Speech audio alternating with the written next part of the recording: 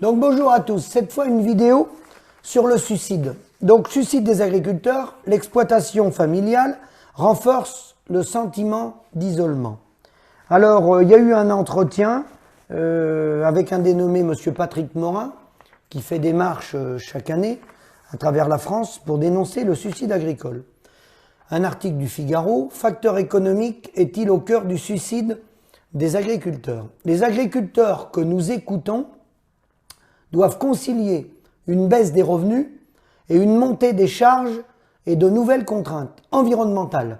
Les difficultés financières souvent liées aux réglementations économiques et aux problèmes de récolte, il parle des problèmes de récolte, empêchent les agriculteurs d'embaucher d'autres mains pour les aider.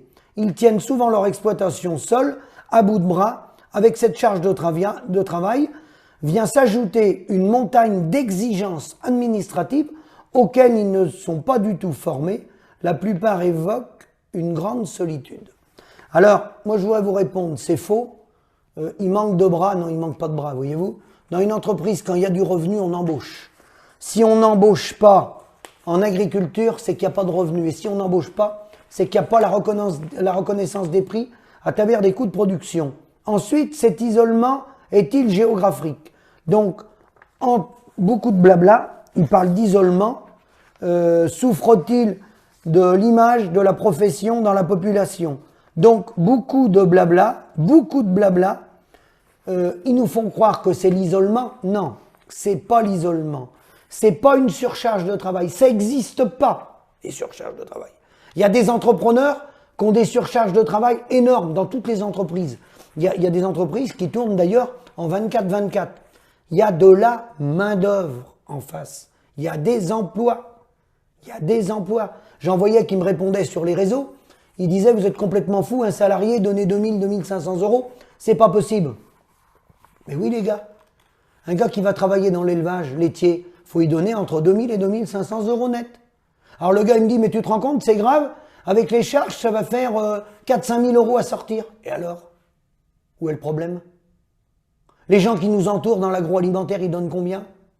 Les représentants qui viennent vous vendre des produits, ils gagnent combien? Les gens qui vendent des tracteurs et les robots, ils gagnent combien? Avec les charges? Non mais les gars, faut revenir sur Terre là. On n'est plus en 1940 là, on est en 2021. Le problème, c'est qu'on n'a pas suivi l'évolution. Les prix agricoles ne sont plus indexés sur l'inflation. Et on est complètement déconnecté des réalités. Complètement déconnecté. Des parts fermes en viande bovine, il manque 2,50 € du kilo de carcasse. 2,50 €. Certains vont nous dire « Ah mais voilà, c'est impossible ». Pourquoi c'est impossible? Et quand un représentant il vient vous vendre un tracteur 150 000 € dans la cour, c'est possible ça par contre. Ce tracteur-là qui valait 70 000 €, il y a 20, 25 ans ou 30 ans, il vaut 150 ou 140. Là c'est possible. Là personne n'y rien là. Tout le monde signe en bas de la feuille. Non mais les gars, faut retomber les pieds sur terre. Le problème c'est les prix. C'est reconnaître le métier, suivre l'inflation, les prix. C'est tout. Le reste c'est du vent. Le reste, on vous fait diversion avec les écolos, les animalistes. Le problème il n'est pas là. Ça c'est pour garder le pouvoir dans les instances syndicales qui l'ont mis ça en œuvre. Alors bien sûr qu'il y a des extrémistes, on est d'accord. Il y en a dans tous les métiers, toutes les professions, et il y en aura toujours. Et alors? Et ça représente quoi, ça? Ça représente quoi? Hein? Ça représente quoi par rapport à l'agroalimentaire, où 1,4% des entreprises de l'agroalimentaire globalisé, l'agroalimentaire fait presque 200 milliards d'euros de chiffre d'affaires. Et il y a 1,4% des entreprises qui font 80% du chiffre d'affaires. Et c'est eux qui achètent les produits dans vos exploitations. C'est pas Papin, DU, enfin c'est plus Serge Papin maintenant, il a été remplacé, mais c'est pas Michel-Édouard Leclerc ou le groupe Carrefour.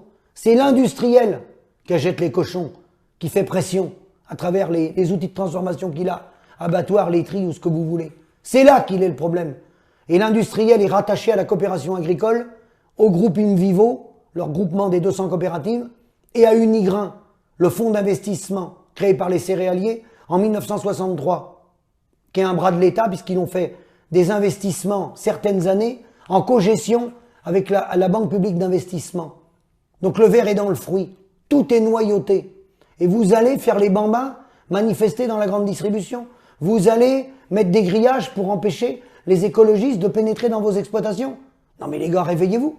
Réveillez-vous. Le gars qui vous plume, c'est le gars qui vous achète votre produit.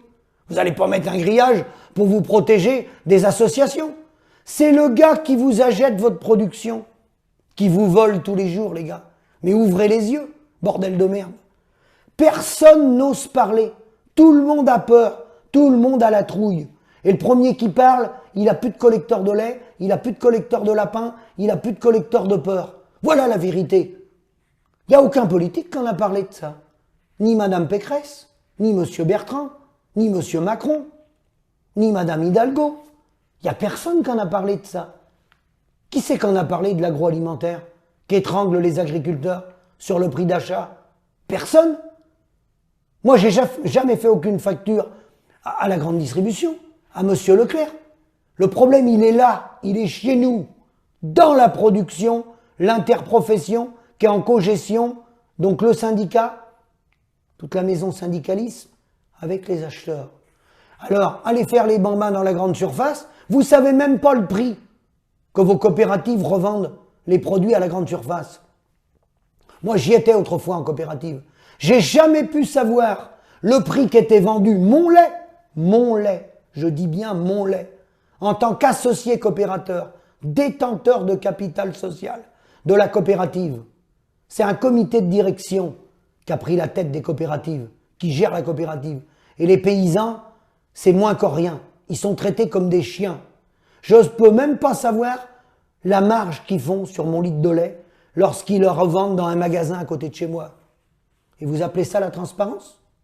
Alors que les Français payent à travers les impôts, il y a environ 4 milliards d'euros chaque année qui est pris sur le budget de l'État pour la fiscalité particulière du statut des coopératives. Et là, vous leur avez demandé des comptes à ces gens-là? Quelqu'un leur a demandé des comptes? Quelqu'un a demandé des comptes au groupe Bigard qui subventionne le syndicat? Quelqu'un a demandé des comptes au groupe LDC et à la Coperle? Vous leur avez demandé des comptes, les gars? Personne leur a demandé des comptes. Le problème, il est là. Il n'est pas ailleurs. C'est pas la peine d'aller chercher des explications que c'est de la faute des Chinois, des Allemands, des Hollandais. Non, non, non. C'est bien plus proche que ça. Vous allez chercher les comptabilités de vos structures qui vous achètent les produits et vous allez voir qu'ils ne sont pas en faillite. Et quand il y en a qui arrêtent, c'est des regroupements qui sont faits, c'est des jeux d'écriture et il y a une situation d'oligopole. La preuve, le groupe Soufflet, le numéro 1 des céréales en France, a été racheté par InVivo, leur groupement des quasi 200 coopératives, dirigées par les gens de la FNSEA. Et là, Bruxelles a fermé les yeux. Il y a position dominante. Ils sont en position dominante maintenant sur le marché. Ils sont plus que quelques acteurs, un ou deux acteurs. Alors nous, les producteurs, quand on a voulu se regrouper en 2009, on n'avait pas le droit, d'après des réglementations européennes, de regrouper plus de 30 et quelques % du volume. On n'avait pas le droit de faire une organisation de producteurs où on avait en gros une trentaine de % de la marchandise. Et eux, ils ont le droit, un ou deux acteurs, d'avoir 80 ou 90% du marché, voire même européen. Et là, tout le monde ferme les yeux. Et là, on ne l'a pas entendu, Madame Pécresse, ni Monsieur Macron, réagir sur ces oligopoles de l'agroalimentaire. Personne n'a réagi là-dessus. Donc voilà, c'était un coup de gueule. Réveillez-vous, les gars. Réveillez-vous. Le problème, il est le prix des parts fermes. Inutile de faire diversion. Les gens qui quittent les exploitations, c'est une question de rémunération. C'est pas une question de travail. Ça n'a rien à voir. Le travail, tout le monde a du travail. Quand on a du travail, on embauche. Et quand on paye les gens, on en trouve. Bien sûr, si vous leur donnez le SMIC, vous aurez personne. Absolument personne. Parce que les entreprises qui se sont développées, moi dans ma région, Manitou, les gens qui vont chez Vinci ou chez Bouygues, eux, ils vont être payés. Même s'ils ont des permanences le week-end. Voyez-vous? Ils ne seront pas payés avec un lance-pierre. Parce que ces gens-là, quand ils travaillent avec des marges. Quand on travaille, une entreprise a fait des marges. Et quand on fait des marges, on a des gens compétents, qu'on peut rémunérer. Même la nuit, même le week-end. Mais quand on n'a pas de marge, c'est le commencement de la fin. C'est la misère. Voilà la réalité. Une entreprise, ça fonctionne avec des marges. On n'accuse pas le chinois, le polonais, non, non. Le problème, il est chez nous. Il est chez nous, le problème. Dans la profession. À bientôt.